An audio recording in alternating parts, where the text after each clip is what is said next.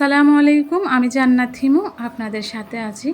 কাছে দূরে যে যেখান থেকে আজকের ব্লগ ভিডিও দেখতে পাচ্ছেন, আশা রাখি আপনারা সবাই অনেক ভালো ও সুস্থ আছেন। আলহামদুলিল্লাহ, আমরাও অনেক ভালো আছি। রেগুলার দিনের মতো আরও একটা ব্লগ ভিডিও নিয়ে আসছি আপনাদের মাঝে। দিনের কাজকর্ম, বাচ্চাদের খেলাধুলা, রান্নাবান্না এগুলো নিয়ে আজকের ভিডিওটি সাজিয়েছি। আশা করি আপনাদের অনেক ভালো লাগবে। দিন জানি আরাফের বাবা কতগুলো শুটকি এনেছিল, আমার মনে নাই। তো ওই শুটকিগুলো আমি ফ্রিজে রেখে দিয়েছি, কাটার কথাটা একদম ভুলে গেছি। তো আজকে যখন ফ্রিজটা খুলেছিলাম তখন দেখতেছি শুটকিগুলো। তো রেগুলার যখন শুটকি আনে উনি, তখন আমি ওই শুটকিগুলো সুন্দর করে কেটে বেছে বাক্স ভরে রেখে দিই। রান্নার প্রয়োজন হলে তখন ওখান থেকে বের করে একটু গরম পানি দিয়ে ধুয়ে তারপর রান্নাটা বসাই দিই। শুটকিগুলা দিয়ে তরকারি অনেক মজা হয়। আলু যেমন কচুরলতি রান্না করি, তারপরে ছোলার ডাল, এই রান্নাগুলো করলে শুটকি দিয়ে খুবই মানায় এবং রান্নাটাও খুবই মজা হয়। সবগুলা শুটকি আমি এখন একটা কেচির সাহায্যে কেটে রেখে দিব। সাথে আবার ইসে শুটকিও আছে। তখন আমি ভয়েসটা দিচ্ছিলাম, আসলে তখন আমি যেহেতু রাস্তার পাশে আমার ঘরটা, তো আমি বসছিলাম একটা রুমে, ওই দিয়ে এতগুলা গাড়ি যাচ্ছিল, ভয়েসটা একদম নষ্ট হয়ে যাচ্ছে। তো এই জন্য আমি আবার আরেকটা রুমে এসে পড়েছি। আমাদের ঘরে বেশিরভাগ তরকারি আমি শুটকি দিয়ে রান্না করি। আরাফের আব্বু আর আমার দুজনেরই শুটকির তরকারি খুবই পছন্দ।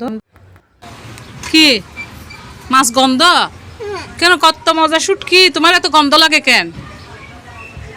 হ্যাঁ হ্যাঁ, আমি মাছ কাটতেছি, এরা দুজন এদিকে বেয়ে বেয়ে কোথায় উঠে দেখে। তরকারি একদম খাই না, তাদের এগুলো একদম এগুলো আমার কাটা শেষ। এখন হচ্ছে আমি এই যে ইসে শুটকি আছে এগুলা ঢেলে দিব পলিথিনে। আমার একদম হচ্ছে খুলতে ইচ্ছা করে না, আমি এরকম ঠান দিয়ে ছিঁড়ে দিই। তো এগুলো আমি কেটে বেছে একটা বক্স করে রেখে দিব। গতবার যে এনেছিল ওখানেরও অনেক আছে, তো আর হয়তো জানে না, এই জন্য আবার নিয়ে আসছে। এগুলো কেটে বেছে আমি আবার এখানের ভিতর রেখে দিব।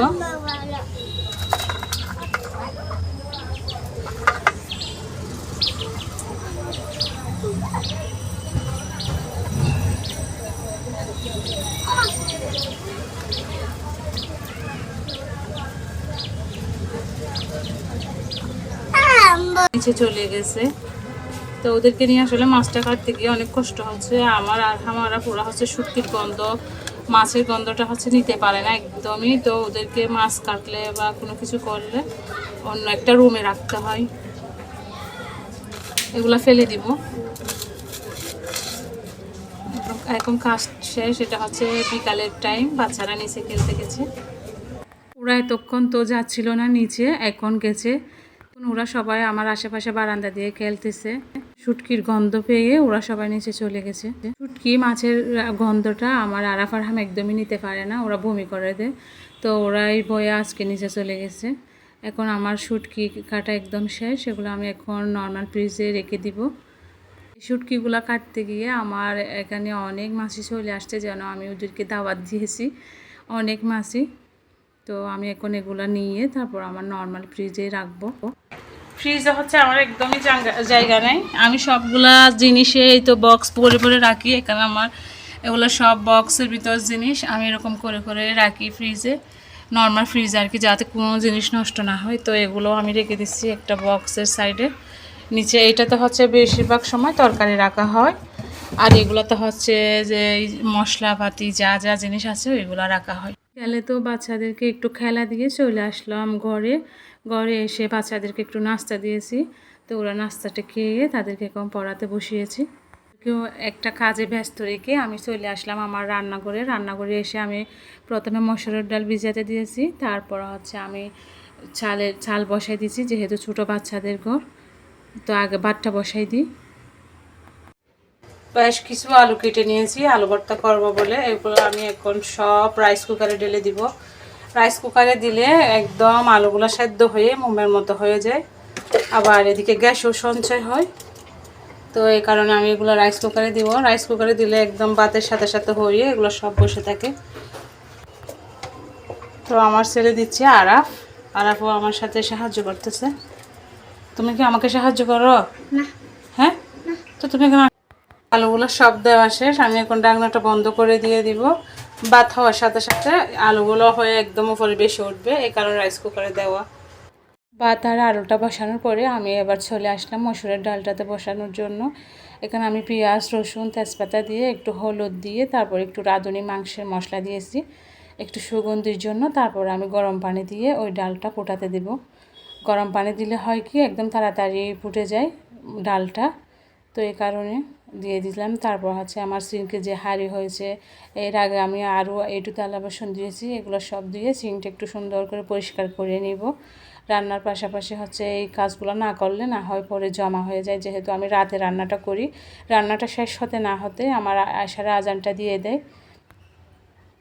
তো এই কাজটা আছে এগুলো শেষ করে তারপর আবার নামাজ আছে, নামাজের পরে আবার বাচ্চারা ভাতের জন্য কান্না করে, মাঝে মাঝে ওদেরকে আবার দিতে হয়। এমনিতে আমি আমার বাচ্চাদেরকে তাড়াতাড়ি ভাতটা দিয়ে দিই, তো ওরা খেয়ে ফেলে। ওর বাবা তো আসে রাত 10টায়, এজন্য আমি আগে ওদেরকে ভাতটা খাওয়াই। আমরা মা বাচ্চা সবাই আগে ভাগে খেয়ে ফেলি। ওরা আমি আমার সিঙ্কটা সুন্দর করে ঘষে মেজে একদম পরিষ্কার করে নিচ্ছি, সাথে আবার রান্নাঘরেও পরিষ্কার করলাম এরই পাকে। তো বাচ্চাদেরকেও একটু দেখতেছি, ওরা পড়ালেখা করতেছে। পানি দেওয়ার সুবিধা দেখছেন, এই যে দেওয়ার সাথে সাথে বেশি না 5 মিনিটের সাথে সাথে ডালগুলা সিদ্ধ হয়ে গেছে। এদিক দিয়ে আমি পেঁয়াজ কেটে রেখেছি বেশ একদম। এখানে ডালে বাগার দিব, তারপর ডিম ভাজি করবো, আলু ভর্তা করব। এই কারণে পেঁয়াজটা আমার বারবার কাটতে ভালো লাগে না। তো এই ঘুটনি দিয়ে গুটে ডালগুলো আমি একদম মিক্স করে ফেলেছি, এই তো। তারপর এখানে আমি গরম পানি ঢেলে দিব, এই তো 1 ডেকচি ডাল একদম। যেহেতু আমি আজকে রাত্রে রান্না করে কালকে দুপুর পর্যন্ত খাবো, অনেকে আছেন সকালে রান্না করে রাত পর্যন্ত খাই, তো আমি রাত্রে রান্না করে দুপুর পর্যন্ত খাই পরদিন, এই জন্য একদম বেশি করে রান্না করতেছি। আমি এখন ডালের বাগারটা দিয়ে দিব।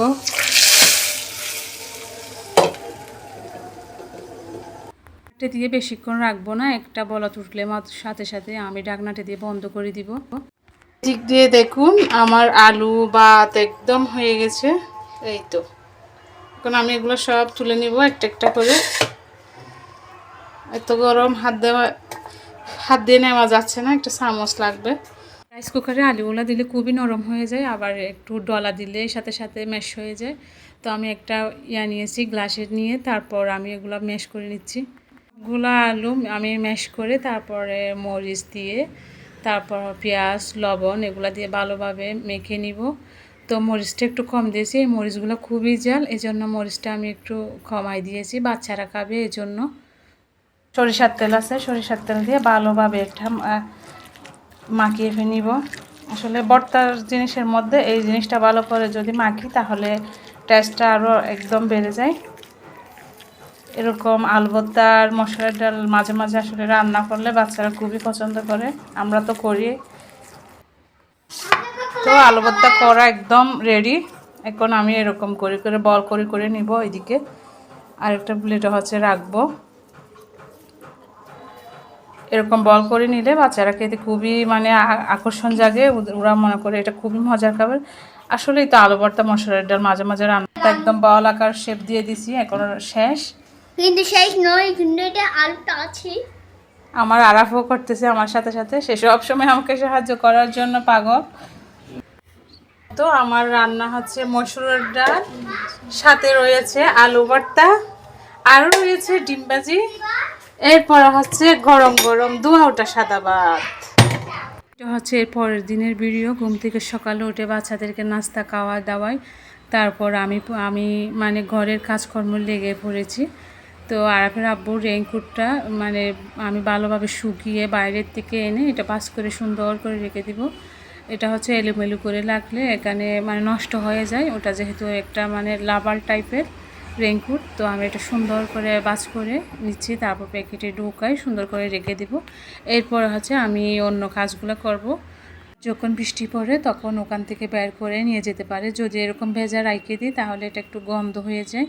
তো গন্ধ না হওয়ার কারণে আমি এটা সুন্দর করে রোদে শুকিয়ে তারপরে একটা প্যাকেটের ভিতর রেখে দিব, আর গন্ধটা হয় না এরকম করে রাখলে। তো এর সাথে সাথে আমার মানে কাজ করার সাথে সাথে আমার ছোট্ট আরহামও আছে, সে আমাকে খুবই ডিস্টার্ব করতেছে। মানে একবার ওটা বলে আরব যেহেতু বাসায় নেই, আরব না থাকলে ও একা হয়ে যায়, এই কারণে ও আমাকে বেশি ডিস্টার্ব করে। আরব থাকলে আরবের সাথে খুবই খেলে, সাথে মারপিটও তো থাকবে, আবার খেলাধুলাও থাকবে, এগুলো আর কি। টেবিলের কী যে বাজে অবস্থা, রাত থেকে যা পারি সবাই একদম রাখে এখানে।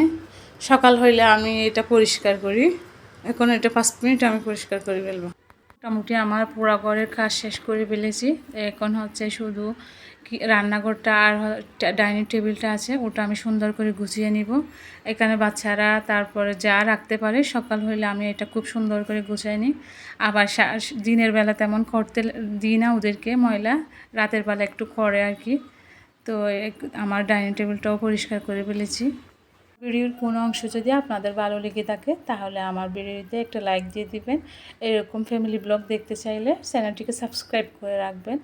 তো আমার ডাইনিং টেবিলটা সুন্দর করে আমি মুছে নিচ্ছি, ও যেহেতু মানে খাবারটা খাওয়া হয়, এই তো সুন্দর করে আমি গুছিয়ে নিয়েছি। সাথে আমার মানে ড্রয়িং রুম যেটা আছে ওটাও সুন্দর করে গুছিয়ে নিয়েছি। তারপর আমার আমি যে বেডরুমে থাকি ওটাও সুন্দর করে গুছিয়ে নিয়েছি। যে হাঁড়িটা নামিয়েছি আমি ওই হাঁড়িটা সুন্দর করে রেখে দিব। এগুলাতে আমি তেমন রান্না করি না, মাঝে মধ্যে মন চাইলে তখনই রান্না করি, আবার সুন্দর করে ধুয়ে মুছে শুকাই, তারপরে আবার শোকেসের ভিতর ঢুকাই রাখি। আমার পছন্দের হাঁড়ি, তো মন চাইলে রান্না করি, আবার মন না চাইলে সুন্দর করে মুছে রেখে দিই সাথে সাথে। এখন সব গড়িয়ে পরিষ্কার করে ফেলছি একদম শুরু থেকে, আরাফের আব্বু যাওয়ার পর থেকে। তো উনি যাওয়ার সময় এখানে কলমি শাক দিয়েছে আমাদের জন্য, এটা আমার খুবই পছন্দ। তো রান্নাঘরটা এখনও পরিষ্কার করি নাই। এই তো রান্নাঘরের অবস্থা, টেবিল থেকে যা নিয়েছি সবগুলো এখানে রান্নাঘরে এনে রাখছি। সব কাজ শেষ করে এবার আসলাম রান্নাঘরে গতকালকে রাত্রে মানে যে চামচগুলো ধুয়ে রাখি এগুলো পানি ঝরে গেছে, এখন আমি ওগুলো সুন্দর করে হ্যাং করে রেখে দিব। এগুলো ওখানে রাখতে হয়, না হলে মানে ওখানে হিজিবিজি হয়ে যায়, এই কারণে এগুলো সব এখানে হ্যাং করে রাখি, রান্নাঘরের যা যা জিনিস আছে আর কি। তো ফাঁকিগুলো আসবে না, তো ফাঁকিকে বলতেছি আমি, ফাঁকি আসো, আরহামকে একটু ধরো। আরহামের খুবই শখ হয়েছে, ও ফাঁকি ধরবে। ওই যে পাখি, ওই যে পাখি, কবুতর পাখি, আসো আসো আসো। হ্যাঁ ও পাখি একটু আসো না, আমার ছেলেকে একটু ধরো। ও পাখি, হ্যাঁ তুমি নামতে কেমনে নামবা? পা ঢুকাই দিছ পাকই? আল্লাহ। রান্নাঘরের কাজটা যখন করতে আসছিলাম আমি, আমার ছোট্ট আরহামের জন্য কাজগুলো কোনো মতে মানে করতে পারতেছি না। এই ও নাকি এখানে আসবে, তারপর কবুতরের জন্য কিছুক্ষণ কান্না করতেছে। কাম সবগুলো শেষ, শুধু এই চুলাটা একটু মোছা, এটা আমি সাবান দিয়ে আগে ভালোভাবে মুছে নিয়েছি, এখন একটা কাপড় দিয়ে একটু উপরে সাবানের পানিটা মুছে নিচ্ছি। এর আগে এটা আমি ভালো করে মুছে নিয়েছি। রান্না যেহেতু করি প্রত্যেক দিন, আমাদের সকালে রাতে রান্না করতে হয়, তো ময়লাটা একটু বেশি হয়, চুলাটা ভালো করে মুছতে হয়। থালা বাসন চুলা মোছা সবগুলা একদম মোটামুটি শেষ রান্নাঘরের কাজ। তো এখন এই কাজটা শেষ করে বাচ্চাকে আনতে যাব, আমার আরবকে স্কুল থেকে আনতে যেতে হবে। আজকে এই পর্যন্ত, দেখা হবে অন্য একটি নতুন ব্লগ ভিডিও নিয়ে। আল্লাহ হাফেজ, আসসালামু আলাইকুম। আমি ফ্রিজে রেখে দিব, না রাখলে এগুলো আমি বিকালে রান্না করবো, তো এগুলো মানে তাতাগুলো নষ্ট হয়ে যাবে। সাথে এগুলো রেখে দিচ্ছি, এগুলো বাচ্চাদের জন্য আমি কেটে রেখে দিচ্ছি, যখন ওদের মন চায় তখন ওরা খেয়ে নেবে।